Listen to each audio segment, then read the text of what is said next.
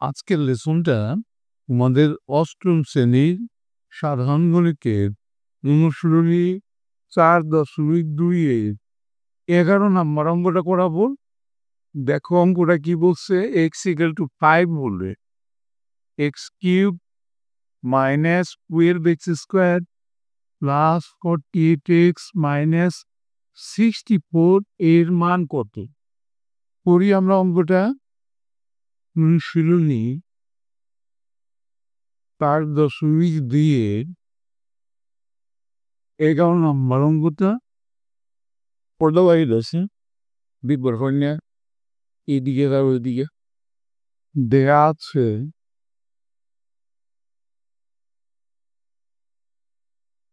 x=5 হলে x³ - 12x² +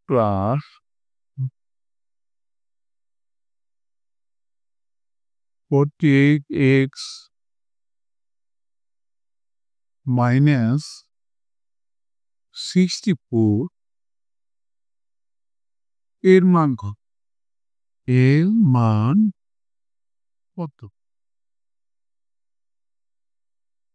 যেহেতু এটা প্রমাণ না, সেই কারণে আমরা এখন ধরে অঙ্কটা করব।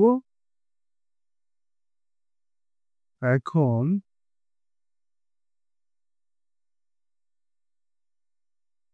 x³ - 12x² + 48x - 64 এটাকে আমরা যে সূত্রটায় ফেলবো সেটা আমরা একটু লিখে রাখি আমাদের সুবিধার জন্য। দেখো আমরা a - b হোল কিউব এই সূত্রটা ফেলব। এই সূত্রটা হলো a³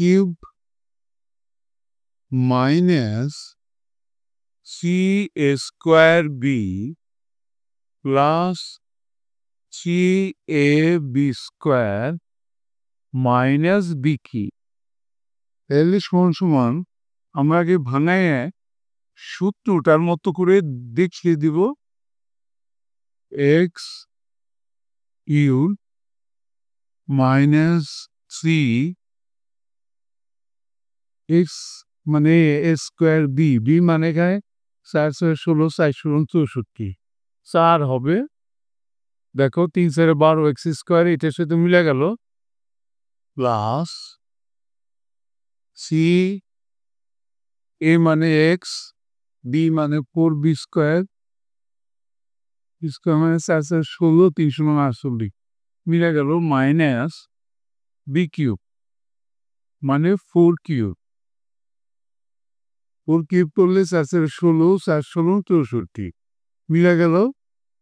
তাহলে আমাদের হয় কি সূত্রটা a মানে x মাইনাস b মানে 4 বল কি